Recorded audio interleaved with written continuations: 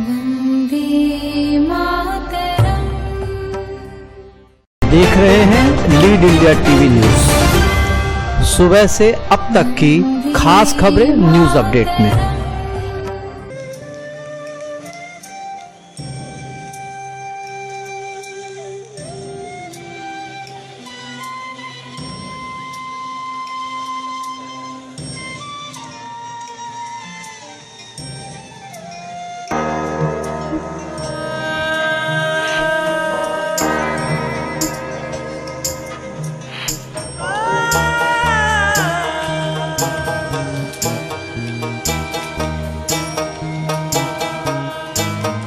ला इलाहा इल्लल्लाह मुहम्मदुर रसूलुल्लाह। ला इलाहा इल्लल्लाह मुहम्मदुर रसूलुल्लाह। सल्लल्लाहु अलैहि वसल्लम सल्लल्लाहु अलैहि वसल्लम। ला इलाहा इल्लल्लाह मुहम्मद रसूलुल्लाह।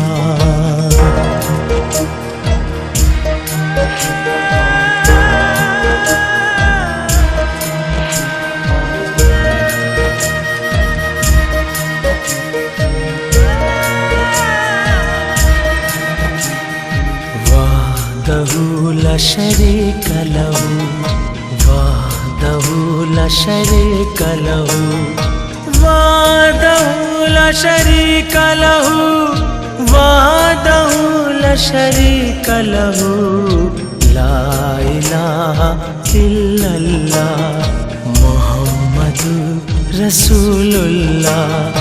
ला इलाहा इल्लल्लाह मुहम्मदुर रसूलुल्लाह।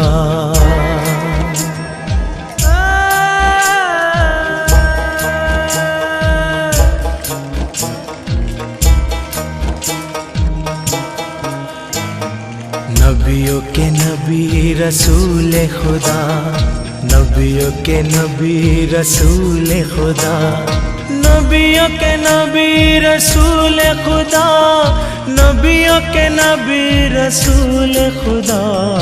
ला इलाहा इल्लल्लाह मुहम्मदुर रसूलुल्लाह। ला इलाहा इल्लल्लाह मुहम्मदुर रसूलुल्लाह।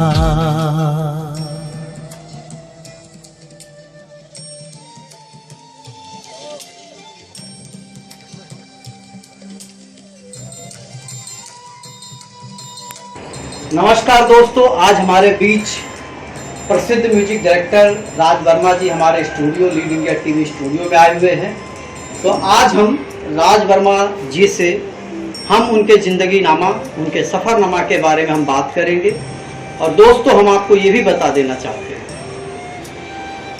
कि कहते हैं कि प्रतिभा जो होती है वो मोहताज नहीं होती है। जैसे किसी मिट्टी में किसी बीज को अगर जंग रोप देते हैं तो मिट्टी से बीज अपने आप पनपने लगता है, उसे सहारे की जरूरत नहीं होती, वो अपना सहारा खुद देता है। ऐसे ही प्रसिद्ध संगीतकार राज वर्मा हिंदुस्तान के एक छोटे से गांव से अपनी उन्होंने यात्रा शुरुआत की और आज मुंबई ऐसे विशाल समुंदर में उन्होंने अपना साम्राज्य फैलाया और साम्राज्य के साथ अपने संगीत की धुनों पर लोगों को नचाया और थिरकाया। Oscar award winner A R. Rahman साहब के साथ विरले ही किसी को मौका मिलता है कि उनके साथ संगीत देने का मौका मिले। और राज वर्मा और ए.आर. रहमान के साथ अल रिसाला एक अंतर्राष्ट्रीय फिल्म इनके संगीत निर्देशन में बनी और ऑस्कर में भी उस फिल्म को स्थान मिला। तो आइए हम जानते हैं उनसे उनके ही बारे में, उनके जिंदगीनामा के बारे में, उनके सफ़रनामा के उस राज को हम सुनते हैं राज वर्मा से, उनके ही राज को। तो राज वर्मा जी, सबसे पहले हमारे दर्शकों को ये बताइए कि ये जो आपकी ज़िंदगी का जो सफ़रनामा है वो कैसा रहा? आप कौन से गांव से हैं, किस प्रदेश से हैं, और मुंबई तक आपकी यात्रा कैसी रही? नमस्कार साहिल जी, बहुत बहुत धन्यवाद। आज आपने लीड इंडिया टीवी में मुझे बुलाया और मेरे बारे में लोगों को बताने के लिए ये मौका दिया, उसके लिए बहुत बहुत धन्यवाद। दोस्तों, मेरा नाम राज वर्मा है, मैं संगीतकार हूँ। मैं बिलासपुर छत्तीसगढ़ से हूँ।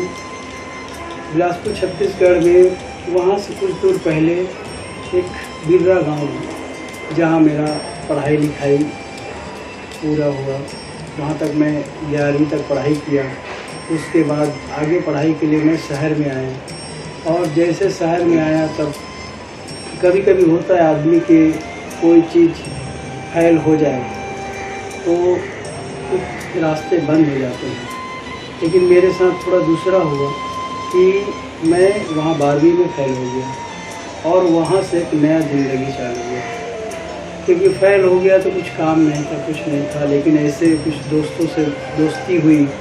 फिर धीरे धीरे पता चला कि मेरा जो दोस्त है वो गाना गाता है, अच्छे अच्छे प्रोग्राम करता है। तब मुझे लगा कि यार हम जोली हैं और हमको लगता है कि ये भी गा सकता है तो मैं क्यों नहीं गा सकता। वहीं से धीरे धीरे धीरे मेरा म्यूज़िक का एक शुरुआत हुआ।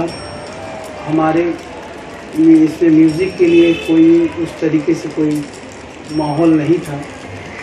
फिर भी धीरे धीरे करके वहाँ से पता चला कि म्यूज़िक सीखा जाता है, उसके भी स्कूल होते हैं, उसके भी कॉलेज होते हैं। तो मैं अपना प्राइमरी एजुकेशन जो है म्यूज़िक के लिए गंधर्व महाविद्यालय करके बिलासपुर में जो स्कूल चलता था वहाँ जाके मैं सीखना चालू किया। कुछ दिन तो सीखा लेकिन मैं संतुष्ट नहीं हो पाया। फिर मुझे पता चला कि वहाँ एक भातखंडे संगीत महाविद्यालय है, वहाँ जाके मैं एडमिशन लिया और वहाँ मैं 4 साल संगीत के शिक्षा लिया। तब जैसे जैसे मेरा म्यूज़िक की तरफ रुझान बढ़ने लगा, मुझे और लगा कि मैं कुछ और जानूँ, कुछ और जानूँ। इसके लिए धीरे धीरे मैं कोशिश किया कि कैसे कर सकते हैं। फिर वहाँ से मेरा पढ़ाई हुआ तो मैं अपने बाबूजी को बोला कि मुझे आगे पढ़ाई करना है।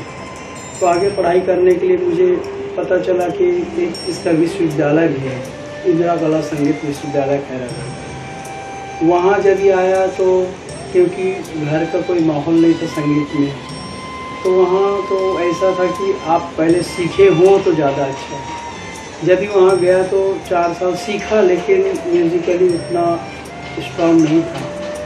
फिर वहाँ भी जाके मैं एडमिशन के लिए बहुत कोशिश किया। वहाँ भी 2-3 बार मैं लगभग फेल ही हुआ।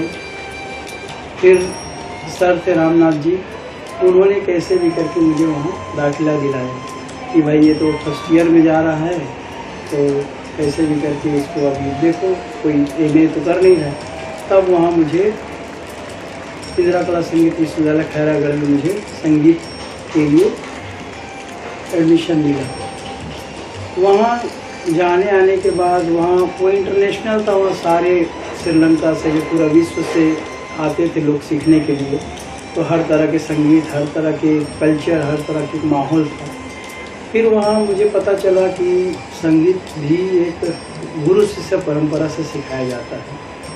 तो पहले तो मैं वहाँ इरशाद खां वर्सी साहब जो हैं उनसे जाके तालीम लेने के लिए मैं वहाँ उनसे गंडामन शागिर्द बना। फिर कुछ दिन तक मुझे लगा कि शायद मैं ही कमज़ोर था संगीत में, मैं वहाँ संतुष्ट नहीं हो पाया।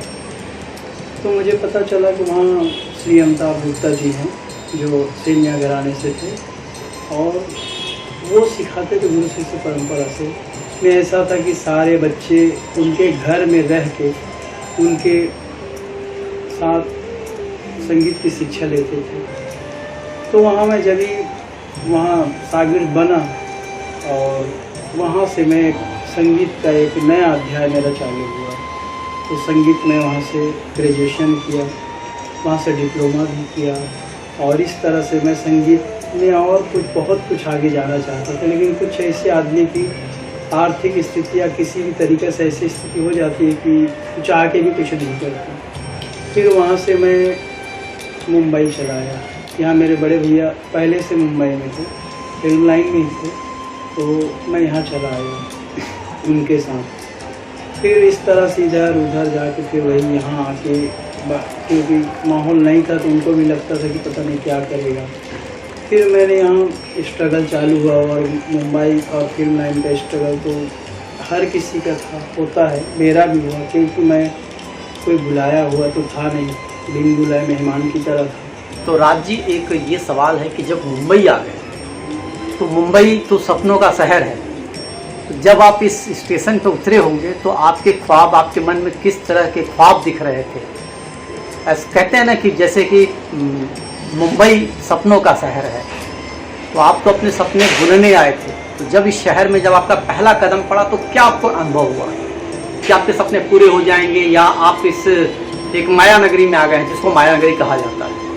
मैं बचपन से ही मतलब कुछ करना चाहता था, क्या नहीं मालूम, कुछ डिफरेंट था, मैं मतलब करूं क्या करूं मुझे मालूम नहीं था। लेकिन जैसे जैसे उम्र होता गया, जैसे जैसे मैं लाइन में आते गया, तो अपने आप मेरा एक लाइन बनता गया। आपने सही कहा, मुंबई एक सपनों का शहर है, और यहाँ हर कोई आते हैं अपना सपना पूरा करने के लिए, और ऐसा ज़रूरी नहीं होता कि सबके सपने पूरे हों, क्योंकि यहाँ भी बहुत सारे घरानेदार लोग हैं, कलाकार जो हैं, तो चाहे संगीत का हो, चाहे एक्टिंग का हो, चाहे डायरेक्शन का हो, सब यहाँ भी घरानेदार लोग हैं जो अपने अपने लोगों को अपने अपने तरीके से उनको आगे बढ़ाते हैं। तो मैं भी इसी में आया, इस भूल भुलैया में कि कुछ बनना है, लेकिन इतना नहीं था कि क्या होगा क्या नहीं होगा। लेकिन एक चीज़ था कि मैं संगीत सीख के आया था, तो एक अच्छा था कि मैं सीख के आया था, तो मुझे थोड़ा से पॉजिटिव रहा यहाँ के। स्ट्रगल तो सब जगह, हम भी यहाँ जाते थे, ऑफिस में जाके स्ट्रगल करते थे। फिर धीरे से यहाँ से मैं जब भी जुहू में रहता था तो पता चला कि यहाँ पृथ्वी थिएटर है और वहाँ प्ले करते हैं। हम लोग भी जाने लगे वहाँ बैठने दोस्तों के साथ, धीरे धीरे बाद में मतलब ऐसा स्थिति आया कि लोग बोले कि आप प्ले में म्यूज़िक क्यों नहीं करते, तो ये अच्छा आइडिया था। लेकिन यहाँ तो कॉमर्शियली था, क्योंकि भाई खाली म्यूज़िक करके तो कुछ होना नहीं था। तो भी था, एक दोस्त थे डायरेक्टर संजीव रजत, उनके साथ मैं कई वो प्ले किया, मुखबंदी किया, अदर ब्लड अदर रिलेशन किया, emotion of life, colour of life, इस तरीके से मैं पृथ्वी थिएटर, वाई चौहान और इस्कॉन, इस अलग अलग इसमें थिएटर में जाके। ये है कि मुंबई में जो आपकी यात्रा थी वो पहली यात्रा थिएटर से शुरुआत। हाँ, तो मुझे ऐसा लगता है कि आपने एक सही शुरुआत की, क्योंकि यहाँ लोग इस माया नगरी में भटक जाते हैं, लेकिन आपको एक दिशा मिली कि हमें ड्रामा करना चाहिए और थिएटर में म्यूजिक देना चाहिए, और वो आपकी बातों से लगता है आपकी बहुत अच्छी यात्रा रही है एक थिएटर्स की। तो कुछ थिएटर की ऐसी उपलब्धि थी कि जिसमें आपको लगता हो कि वो आपके लिए मर्म स्पर्शी, जैसे कुछ ऐसी घटना होती जो बिल्कुल दिल को छू जाती है, तो कोई ऐसी घटना थी थिएटर में जो आपको दिल को छू गई? हाँ, ऐसा 2 बार हुआ। एक तो हम एक प्ले कर रहे थे कलर ऑफ लाइफ करके, तो ये था वाई चौहान में। वाई चौहान में होना था, लेकिन हम लोग का प्ले तो बाहर था और अंदर थिएटर के अंदर होना था, तो उसके लिए शशि जी आए थे। शशि जी बोले तो शशि कपूर जी की बात कर रहे हैं? जी हाँ, शशि कपूर जी आए थे। हम लोग का वहाँ रिहर्सल चल रहा था, तो वो जैसे देखे उनको बहुत अच्छा लगा, तो बोला कि बेटा ये प्ले कब होने वाला है? तो हमने बोला कि अभी थोड़ी देर में होने वाला है। तो बोले ठीक है। फिर एक को बुलाया, बोलो यहाँ कुर्सी लगा दो, तो कुर्सी लगाया, और उनका वहाँ जाके इनके हाथों ही दिया जल रहा था, ये मुहूर्त करने आए थे। लेकिन हम लोग के प्ले के लिए हुआ, और जब प्ले देखने बैठे तो पूरा प्ले हम लोग का देखा। इतना अच्छा लगा मुझे कि मतलब एक बहुत बड़ा कलाकार का एक आशीर्वाद मिला, और लगा कि हम लोग का जो प्ले और जो म्यूज़िक था वो सफल था। फिर उन्होंने ऑफ़र किया कि बेटा एक काम करो, तुम लोग बहुत अच्छा प्ले किए तो पृथ्वी थिएटर में भी करो। तो हम लोग बोले वहाँ तो जगह मिलेगा नहीं, तो यहाँ पृथ्वी से फेस्टिवल था, तो बोले कोई बात नहीं, मैं बात करूँगा। फिर वहाँ भी जगह मिला, वहाँ भी बहुत अच्छा हुआ। और एक प्ले और था मुखबंदी करके, तो मकरंद देशपांडे जी बहुत बड़े थिएटर के हैं, बादशाह कहे तो, क्योंकि बहुत सारे प्ले करते हैं और पृथ्वी थिएटर में उनका बहुत बड़ा नाम है। तो हम एक प्ले किए थे मुखबंदी, उसमें आशुतोष रावलकर जी और आपके मकरंद रिजवान, बहुत अच्छे अच्छे लोग आए थे। और जो प्ले हम किए थे एकदम आके गले मिल गया, मुझे इतना अच्छा लगा कि हम सही दिशा में जा रहे हैं। लेकिन प्ले करते करते दिशा तो सही था, क्योंकि हम क्लासिकल सीख के आए थे, तो क्लासिकल से मतलब म्यूजिकली बहुत अच्छा था, लेकिन कुछ और सत्य थे और कुछ कॉमर्शियली चीज़ थे कि उस तरीके से नहीं हो पाता था। फिर धीरे से मैंने प्ले को धीरे धीरे कम किया। आपने जो हिंदी थिएटर्स था उस थिएटर्स को से आपको लगा कि एक नए भविष्य की तरफ बढ़ना चाहिए, तो फिर ऐसा कैसे हो गया कि आप तो मतलब थिएटर में म्यूजिक देते थे और यहाँ फिल्म के लिए म्यूजिक देना और म्यूजिक एल्बम के लिए म्यूजिक देना, ये बड़ा कठिन कार्य, क्योंकि ऑलरेडी बड़े बड़े धुरंधर थे और एकदम आप नए, एकदम नई कपोल, एक नई विचारधारा को लेके, एक नए संगीत को लेके, तो किस तरीका वो क्या मूवमेंट था कि आपको रिसाला ऐसी पिक्चर मिल गई? हाँ साहिब जी, आपने अच्छा बोला कि कभी कभी होता है कि आदमी एक नया जो आते हैं उसके अंदर कुछ होते हैं और कोई कुछ देखता है, तो किसी को लगा होगा इस तरीके से। तो मैं प्ले जैसे ही मेरा कम होने लगा, मुझे सीरियल्स के और म्यूज़िक एल्बम्स उस समय बहुत चलता था, तो म्यूज़िक एल्बम्स के ऑफ़र आने लगे, तो म्यूज़िक को मतलब एल्बम मैंने बनाने लगा, म्यूज़िक देने लगा धीरे धीरे करके। उस तरीके से एक दो छोटी मोटी फिल्में भी चालू हुई। इसी बीच में एक प्रोड्यूसर थे हमारे शाहब अहमद जी, तो मैं बहुत बहुत धन्यवाद करता हूँ उनका। वो एक पिक्चर बना रहे थे, लेकिन उनका म्यूज़िक कंप्लीट नहीं हुआ और उनकी मतलब शूटिंग पे लोग जा चुके थे। तो किसी ने मुझे बुलाया, रिकॉर्डिस्ट थे, उन्होंने कि यार एक काम करो, एक गाना करना है, आप आ जाओ। तो मैं बोला ठीक है आता हूँ। जब स्टूडियो गए तो वहाँ पंची जालोनी बैठे थे, 10 बहाने करके ले गए दिल वाले, तो हाँ, बिल्कुल। गीतकार हैं, बोले भाई ये कंपोज करना है। मैं बोले ये तो बात नहीं। बोले अब मैं नहीं जानता, लेकिन ये करना है। तब फिर साहब अहमद जी आ गए, बोले बेटा ऐसा है कि मेरा पूरा टीम शूट पे गया हुआ है और मेरा गाना नहीं है। अब मैं नया था और मुझे लगा नहीं ऐसा तो है नहीं। फिर मैंने वहीं कंपोज किया गाना, और वहीं गाना एक सिंगर थे साउथ खान जी, तो उनसे मैं गवा तो वहीं उनको मास्टर दिया बना के, तब उनको बहुत अच्छा लगा। कुछ फिर लाइन बता सकते हैं उस गाने की? एक लाइन कुछ याद है आपको? याद तो नहीं आ रहा है। चलिए कोई बात नहीं। तो बनाने के बाद उन्होंने बोला कि बेटा जब ये दूसरा हम करेंगे या जैसे कुछ करेंगे हम आपको बुलाएंगे। फिर उसके बाद कुछ टाइम बाद वो एक पिक्चर चालू करने वाले थे, वो नहीं बन पाया, और एक कोशिश किए नहीं बन पाया। फिर बाद में एक पिक्चर था, उसके लिए मुझे बुलवाया कि बोले राज एक काम करो, कहाँ हो? तो मैं बोला अभी तो घर पे हूँ। तो बोले ठीक है आ जाओ। साहब अहमद एक बहुत बड़ी खासियत है, मुझे बहुत अच्छा लगता कि जब भी मैं गया उनके यहाँ, कभी मैं उनके मतलब ऐसा नहीं लगा कि उनके घर के मेंबर नहीं हैं।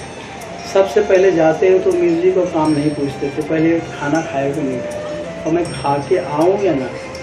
उनके यहाँ ऐसा था कि वो खुद मेरे लिए रखते थे बना के, और बना के वो खिलाते तो उसके बाद ही म्यूज़िक की बात। फिर हो गई, पूछे कि अभी गाना करोगे, कैसे करोगे? मैं बोले करेंगे। तो जो गाना बनाना था मुझे नहीं मालूम था, वहाँ से मेरी ज़िंदगी का एक बहुत बड़ा करवट मिलने वाला है, और मुझे मेरे लिए एक इतिहास रचा जाना है, मुझे नहीं मालूम था। और उसके लिए बहुत सारे बड़े बड़े म्यूजिक डायरेक्टर आए हुए भी थे, लेकिन साहब बोले कि मेरे को तुमको ही करना है। मैंने ठीक है करेंगे, क्योंकि उतना सीरियस मैं नहीं था, मुझे नहीं लगा था। बाद में उन्होंने बोला आओ एक गाना आपको सुनाता हूँ। फिर उन्होंने जैसे गाना सुनाया, ए.आर. रहमान साहब के, बोले इस पिक्चर में रहमान साहब गाना म्यूज़िक दिए हैं 2 गाने के, और 4 गाने तुमको देना है, और वो तो खुद गाए हैं, लेकिन तुमको कोई सिंगर गवाना है। तो मैं उस समय ऐसा था कि मैं सोच नहीं पा रहा था कि मैं और ए.आर. रहमान जी के साथ कैसे मतलब वो कर पाऊँगा। तो बोले कि अभी तुमको ही करना है, कैसे करना है देख लो, तुम्हारी जो भी कैसा तैयारी है करो। तो फिर मैं तो रात भर सो नहीं पाया, फिर बहुत अच्छा एक लिरिक्स राइटर है AM तुराज, जिन्होंने जासनी और बहुत बड़े बड़े पिक्चरों में लिखा है इसमें अपने संजय लीला भंसाली जी को। तो बहुत अच्छा राइटर है, बहुत अच्छा लगा। फिर जैसे मैंने ट्यून बनाया, उसमें गीत लिखा और बनने के बाद जब सिंगर की बाई, तो एक सिंगर को साहब ने बोला कि जो सिंगर आपके हैं, मतलब जिसको लेना है वो आप बता दो। उस समय एक गाना हिट हुआ था या अली, तो जुबिन को मैं बोला कि जुबिन गाएगा तो गाना अच्छा रहेगा। तो बोले कि ठीक है, लाओ नंबर, मैं फ़ोन करता हूँ। जैसे नंबर दिया, उन्होंने फ़ोन किया, बोले गाना गाना है तो कैसे करोगे? बोला मैं 1 लाख रुपये लूँगा।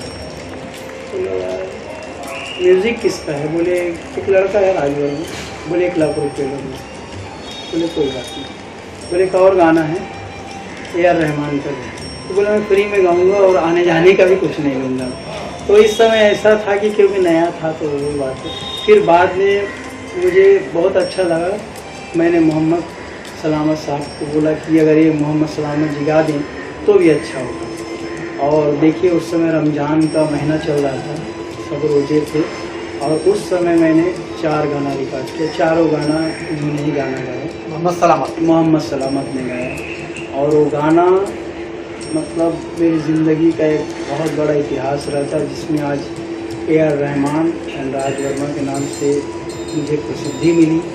और ये ऑस्कर नॉमिनेटेड फिल्म थी और बहुत अच्छा, तो वहाँ से मुझे एक नया दिशा मिला।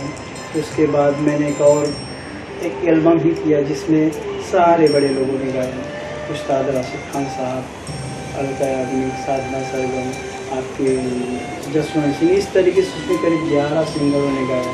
और उस दिन है, उस दिन के बाद से कभी भी कोई भी कितना बड़ा सिंगर हो, मेरे लिए कभी मना नहीं किया। ये उन सबका प्यार रहा, उन सबका सहयोग रहा। और कई सिंगरों का फ़ोन भी आते थे कि मुझे ये गाना गवाना था। मुझे कोई बात, जिनका जो लिखा था उन्हीं का हुआ।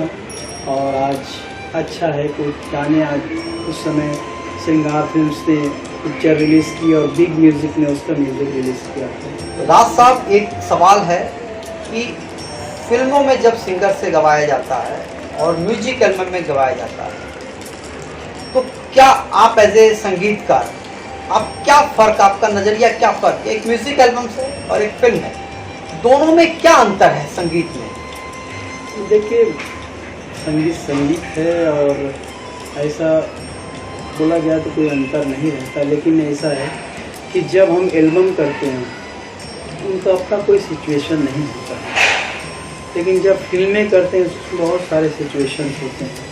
इसमें हीरो है, ये हीरोइन है, इसका ये है, इसका वो है, ये करते हुए गाना है, मतलब बहुत सारे ऐसे सिचुएशंस आते हैं। उसमें म्यूज़िक से बहुत सारे, मतलब कई म्यूज़िक चेंज भी रहते हैं और अलग अलग तरीके से करना पड़ता है। तो ये इस तरीके से चेंजेस रहते हैं। अच्छा राज साहब, जो नए गायक आते हैं इंडस्ट्री में, उसके लिए आप क्या उनको दिशा निर्देश, जैसे कि हमारे दर्शक हैं, बहुत से सिंगर्स भी होंगे, तो आजकल क्या होता है कि अभी देखिए कि स्टार मेकर है, बहुत से छोटे छोटे ऐप्स हैं, लोग उस गानों पे गुनगुना लेते हैं। तो मतलब आपके दृष्टिकोण से नए सिंगर को क्या बेसिक तैयारी करनी चाहिए और किस तरीके से उसको इंडस्ट्री में अपने आप को इस्टेब्लिश करने के लिए वो क्या करे? क्योंकि गाना सुन लेना, गा लेना सब किशोर कुमार को नहीं हो सकते। तो मैं ये चाहता हूँ कि हमारे जो दर्शक हैं, जो गाना गाते हैं, नए नए सिंगर्स हैं, उनको कुछ ऐसा टिप दीजिए कि जो कुछ उनको नई दिशा मिल सके। और आप ये भी बताइए कि आपने क्या नए सिंगरों को ब्रेक दिया, तो किन किन को दिया? अगर उनका नाम बता देंगे तो हमारे दर्शकों को ये भी पता चलेगा कि राज वर्मा सब बड़े बड़े सिंगरों से भी नहीं, नए लोगों से भी गवाते। देखिए, सबसे पहले तो ऐसा है कि 2 चीज़ आप बदल नहीं सकते। एक तो मेन हीरो है, उसको आप ऑप्शन नहीं दे सकते। दूसरा सिंगर है, जिनका आवाज़ आप नहीं बदल सकते। तो 2 ऐसे हैं और कोशिश हो कि वो सीख के आए तो ज़्यादा अच्छा है। मतलब सीखना जरूरी है, सीखना जरूरी है। और बेसिकली क्लासिकल म्यूज़िक सीखना, क्योंकि इंडियन क्लासिकल म्यूज़िक क्या है, भले वो साउथ हो चाहे यहाँ हो, सबका अपना वो है, लेकिन अगर वो बेस है, आज भले आप रैप गाइए, वेस्टर्न गाइए, जो भी गाइए, लेकिन सीख के आएंगे तो आपको हर जगह रिस्पेक्ट मिलेगा, चांस मिलेगा, काम मिलेगा। ऐसा है।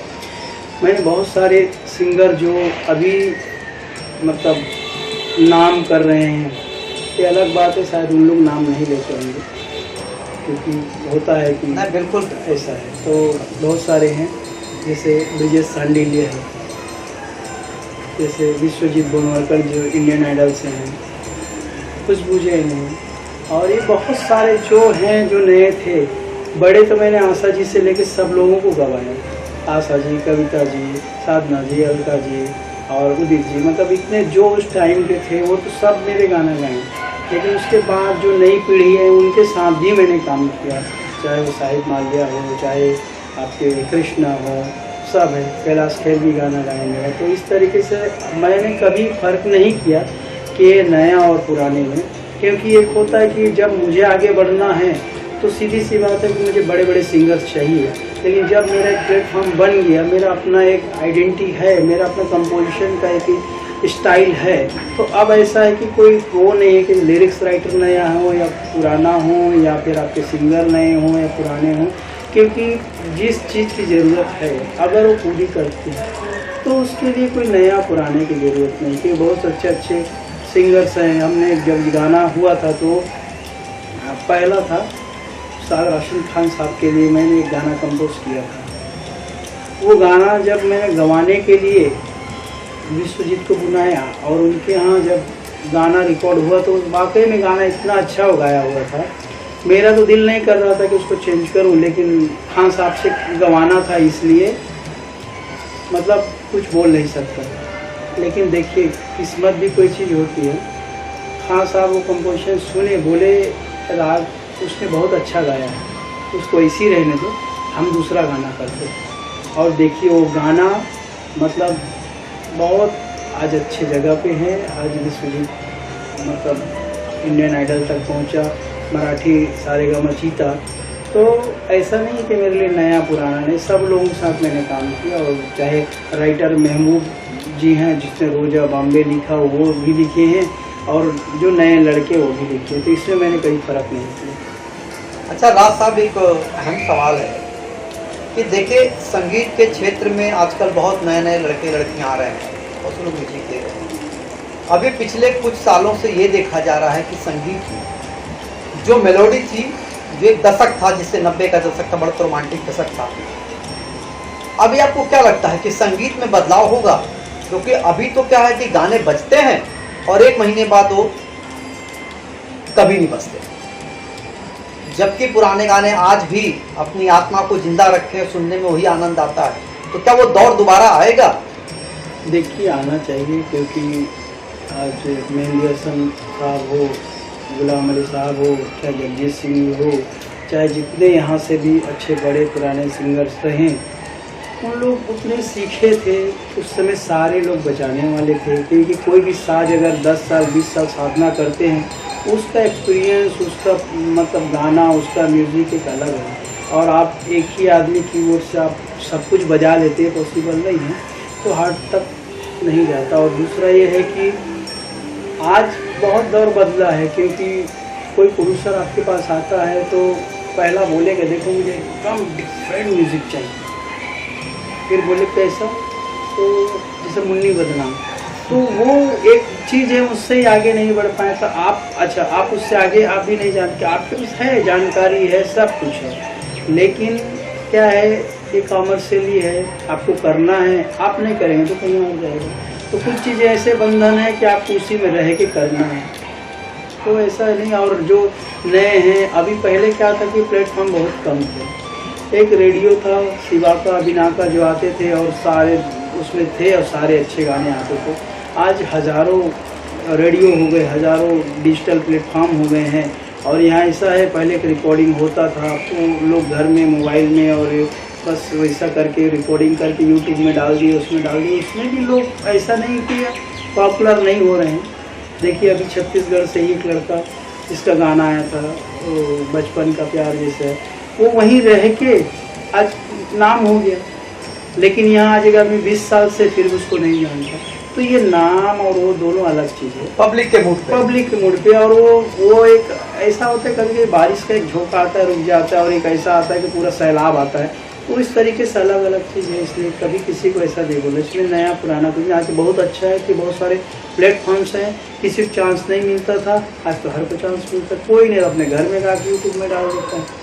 अच्छा राज साहब, एक बात और भी हमें बताइए कि आपका कोई ऐसा सपना है, जैसे हर एक संगीतकार का सपना होता है, जैसे डायरेक्टर का सपना होता है कि मैं मदर इंडिया जैसे फिल्म बनाऊं, मुगल आजम जैसी फिल्म बनाऊं, जैसे संजय भंसाली का सपना था मुगल आजम जैसी फिल्म बनाई जाए, तो उन्होंने बनाई है, ऐतिहासिक फिल्म बनाई है, नो डाउट अच्छी फिल्म बनी है।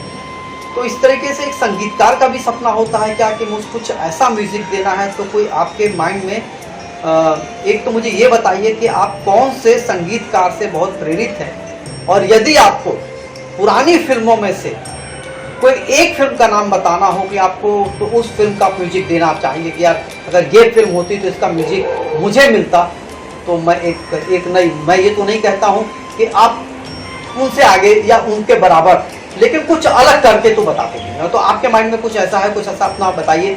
एक तो कौन आपका संगीतकार बहुत प्रेरित करता है, प्रेरणा के स्रोत हैं, और दूसरा कि अगर आपको आज के ज़माने में कोई निर्माता कोई ऐसी फिल्म, आप फिल्म का नाम बताए, उसका म्यूजिक देना आप पसंद करें। देखिए कि जो मेरा बैकग्राउंड म्यूज़िक से रहा नहीं है, तो मैं बहुत सारे संगीतकारों के गाने सुनता भी हूँ, लेकिन कुछ लोग ऐसे होते सुनते ही बोलते हैं ये उसका गाना है, उसका गाना है। मेरा बहुत मुश्किल होता है क्योंकि सारे गाने अच्छे हैं और बताना मुश्किल होता है कि पर्टिकुलर ये किसने गाया है, ये किस मतलब ये है, ऐसा है। और हर कोई चाहता है कि जो मुगल आजम बना है और उसके संगीतकार बने, तो मुझे भी लगता है कि मुझे भी उस तरीके से कोई पिक्चर मिले और मैं भी उसका अच्छा संगीत दूँ। और अब देखिए, और हर म्यूज़िक डायरेक्टर चाहता है कुछ बेहतर करे। अभी शायद वो बेहतर मैं नहीं कर पाया हूँ, तलाश में हूँ, जब भी होगा तो बहुत अच्छा है। जैसे अभी आशा जी का मेरा एक गाना आया है रेड रिबन म्यूजिक कंपनी से, वो भी अच्छा है, लेकिन दौर के हिसाब से अलग है। आज इतना भी अच्छा है और लेजेंडरी है, लेकिन उनका एक दौर था, आज एक दौर अलग है। तो गाना बहुत अच्छा है, बहुत अच्छा, बहुत अच्छी गाई असराज में हमने डबिंग किए थे और अभी रिलीज़ हुआ, और आशा जी का बहुत बहुत आशीर्वाद मिला कि उन्होंने मेरा गाना गाया और हमको आशीर्वाद किया।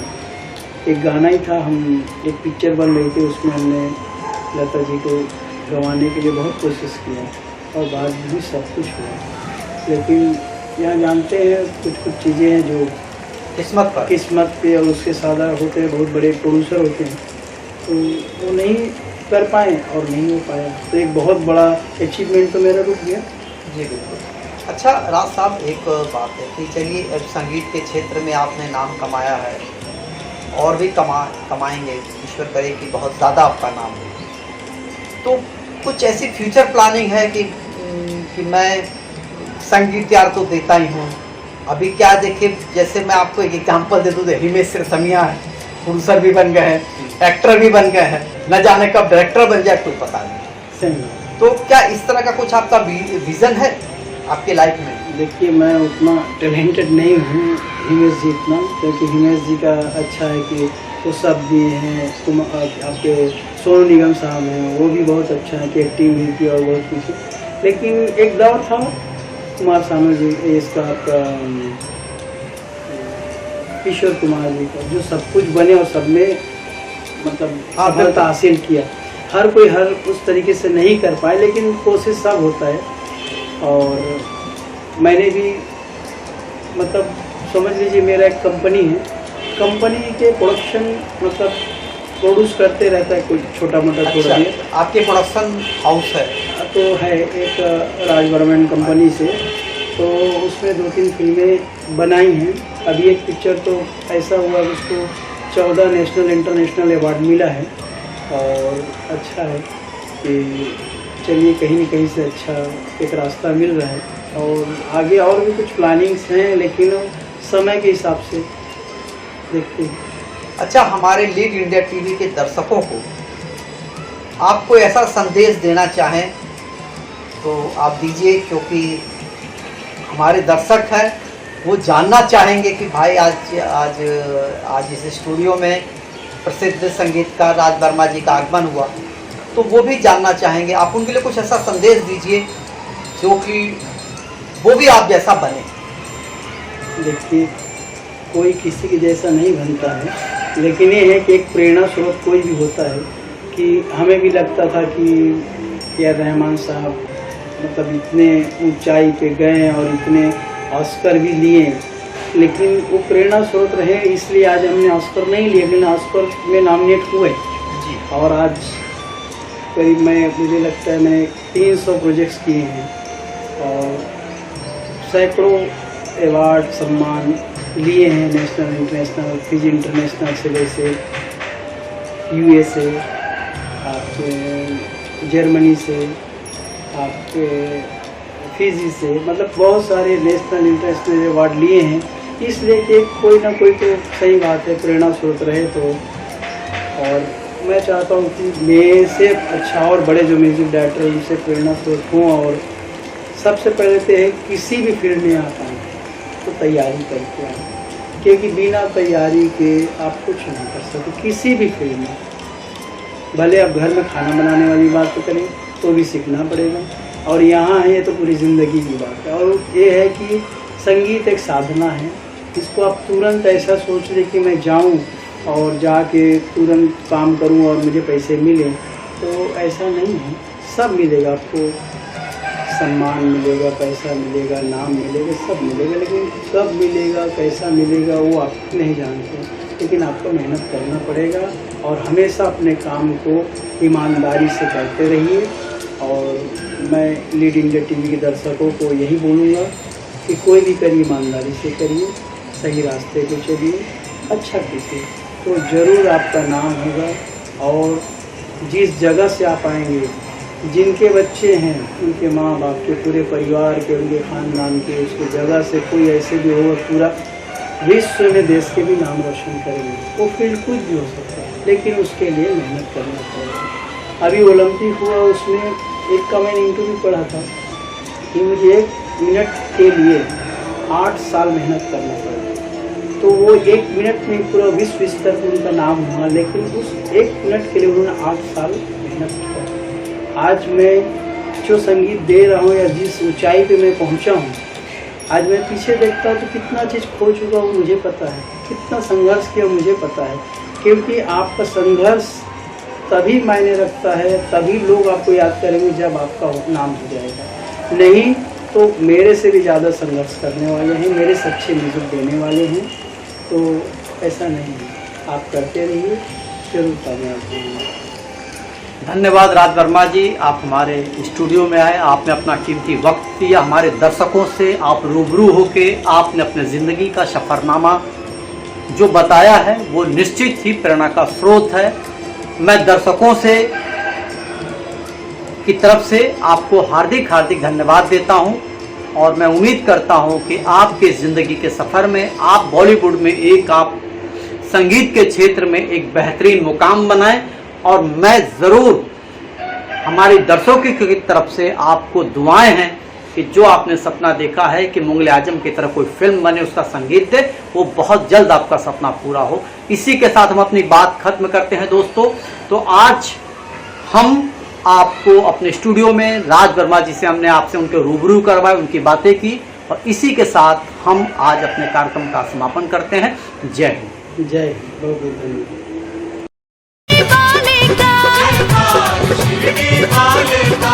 कृपा सिंधु करुणा सागर सा हृदय विशाला साई का, साचा है दरबार दयाला साई का।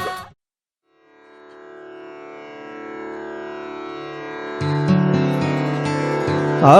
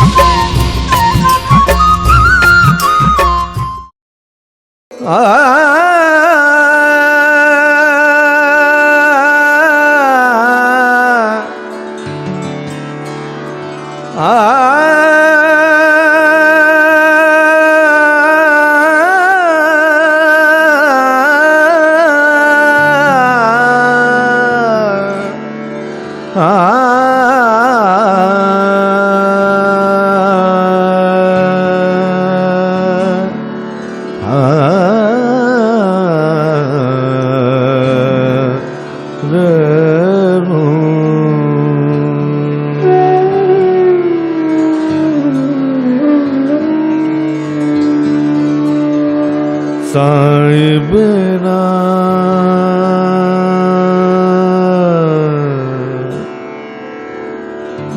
साहिबना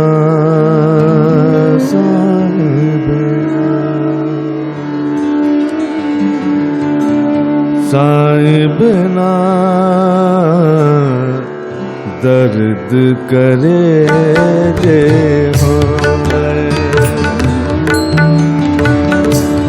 साहिबना दर्द करे जे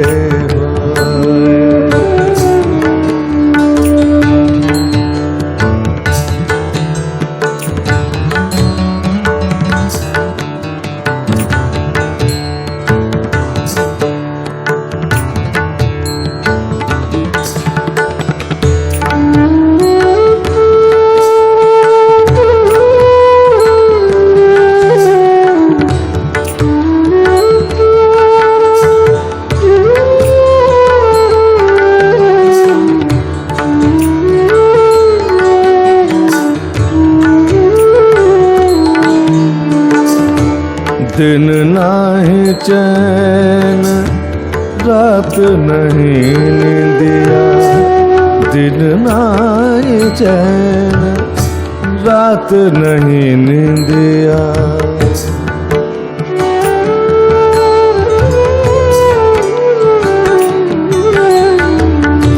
दिन नाही चैन रात नहीं निंदिया कहाँ से कहूँ दुख होए कहाँ से कहूँ दुख होए साहिबना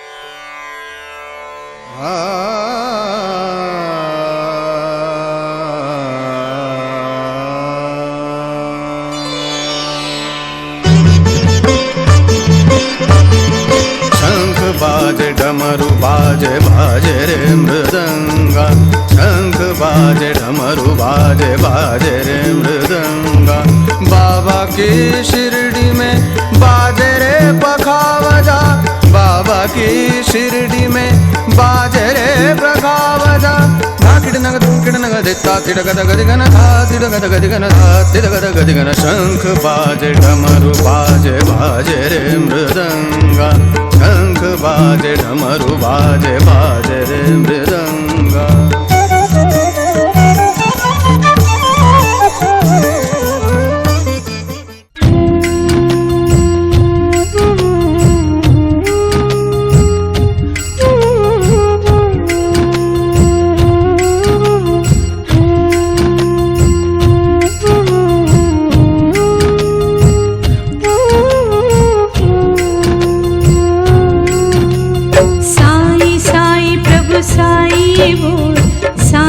शरणं गच्छामि, अमर नाम साई अनमोल, साई शरणं गच्छामि।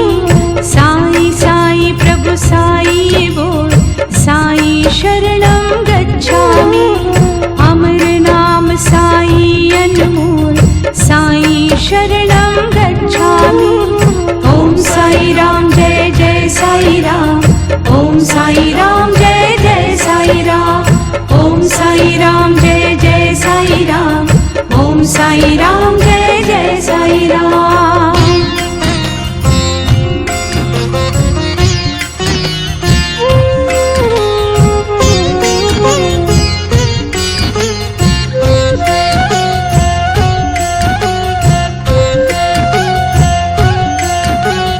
करते हैं कल्याण सभी का साईं दीन दयाला, संकट मोचन संकट हरते साईं हृदय विशाला।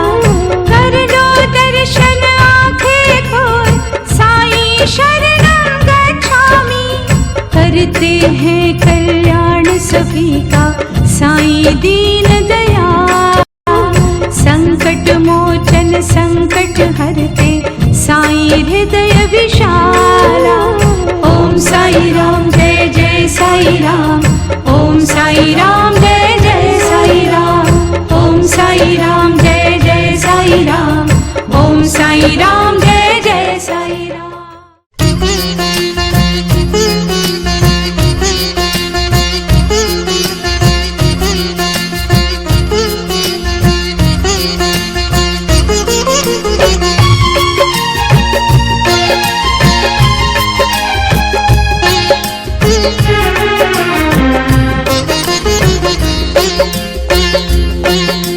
साईं नाम बड़ा है प्यारा,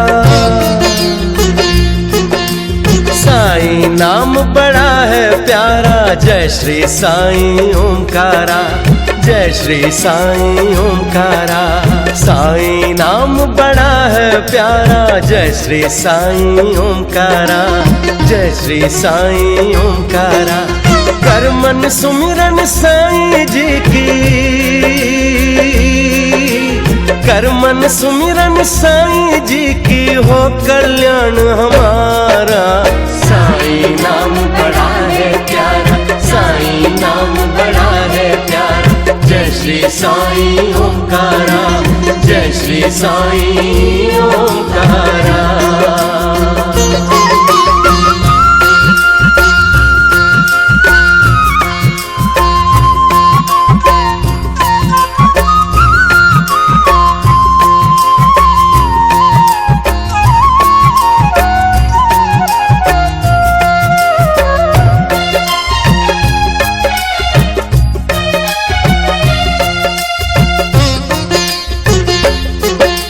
सत्य ब्रह्म साईं है राजा, करे मनोरथ पूरन काजा, करे मनोरथ पूरन काजा। हो सत्य ब्रह्म साईं है राजा, करे मनोरथ पूरन काजा, करे मनोरथ पूरन काजा। परम तत्व प्रभु साईं साचा, दुनिया का रखवारा, दुनिया का रखवारा। कर मन सुमिरन साईं जी की, कर मन सुमिरन साईं जी की, हो कल्याण हमारा। साईं नाम बड़ा है प्यारा, साईं नाम बड़ा है प्यारा। जय श्री साईं ओंकारा, जय श्री साईं ओंकारा।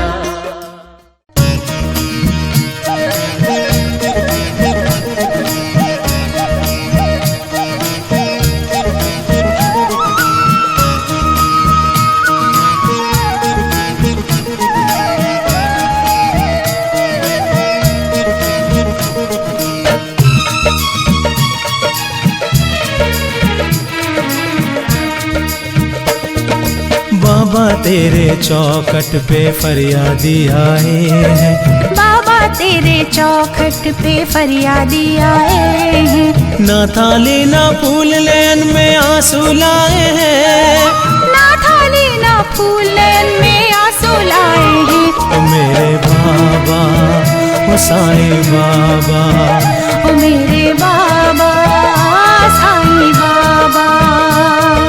बाबा तेरे चौखट पे फरियादी आए हैं, बाबा तेरे चौखट पे फरियादी आए हैं।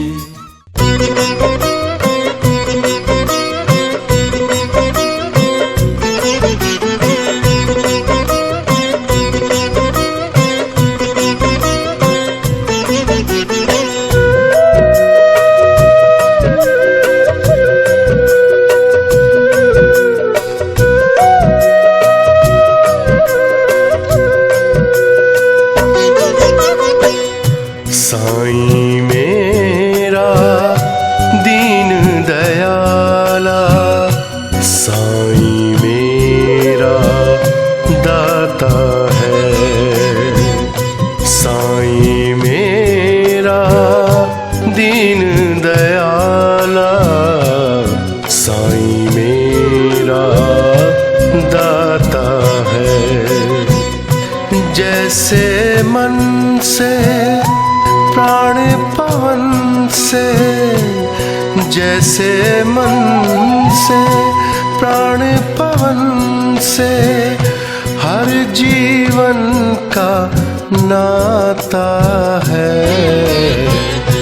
साईं मेरा दीन दयाला, साईं मेरा दाता है।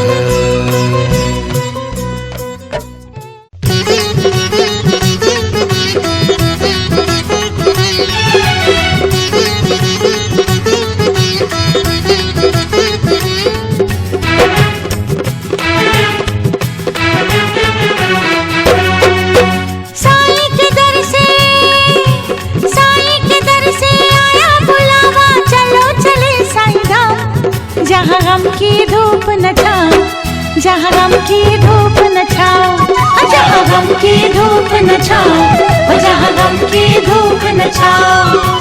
साईं के दर से आया बुलावा, चलो चले साईं धाम। जहाँ गम की धूप न छाओ, जहाँ गम की धूप न छाओ, जहाँ गम की धूप न छाओ, जहाँ गम की धूप न छाओ।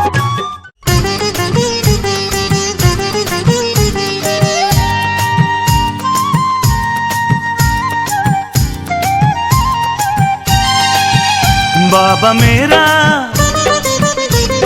हो, बाबा मेरा करुणा का धाम हो गया। साईं शिरडी वाला साईं श्याम हो गया, साईं शिरडी वाला साईं श्याम हो गया। बाबा मेरा करुणा का धाम हो गया। साईं शिरडी वाला साईं श्याम हो गया, साईं शिरडी वाला साईं श्याम हो गया।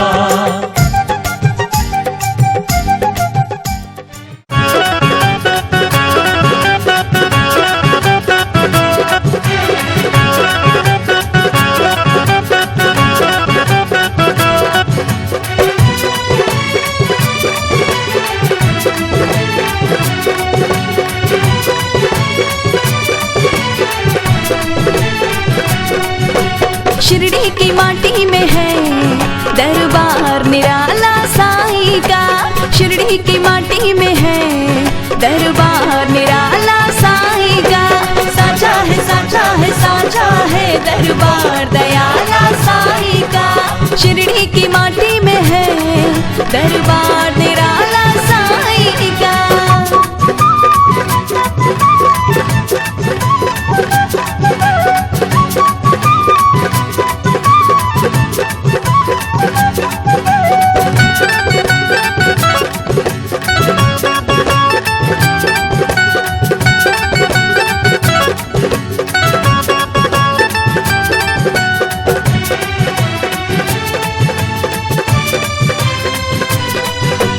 भक्तगणों से भरा रहे दरबार शिरडी वाले का।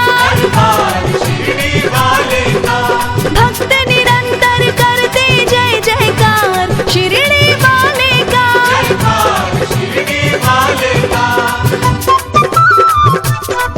हो भक्तगणों से भरा रहे दरबार शिरडी वाले का। हाँ भक्त निरंतर करते जय जयकार शिरडी। देख रहे हैं लीड इंडिया टीवी न्यूज। सुबह से अब तक की खास खबरें न्यूज अपडेट में।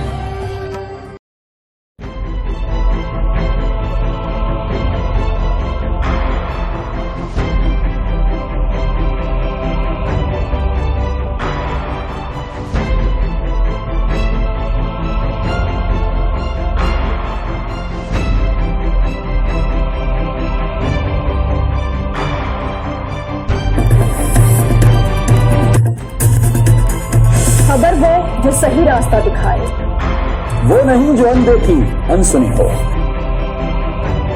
खबर वो जो हकायत पर मबनी हो। खबर वो जो निकल कर सामने आए, वो नहीं जो सनसनी फैलाए, वो नहीं जो आपकी सोच गुमराह कर दे। हर छोटी बड़ी खबर पर नजर इसका ताल्लुक आपसे। वो नहीं जो महज बड़े बोल हो। खबर वो जो शऊर को उजागर करे।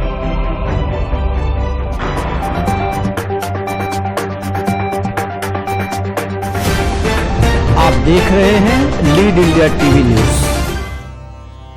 वंदे मातरम। भोजपुरी भाषा, संस्कृति व साहित्य का धरोहर।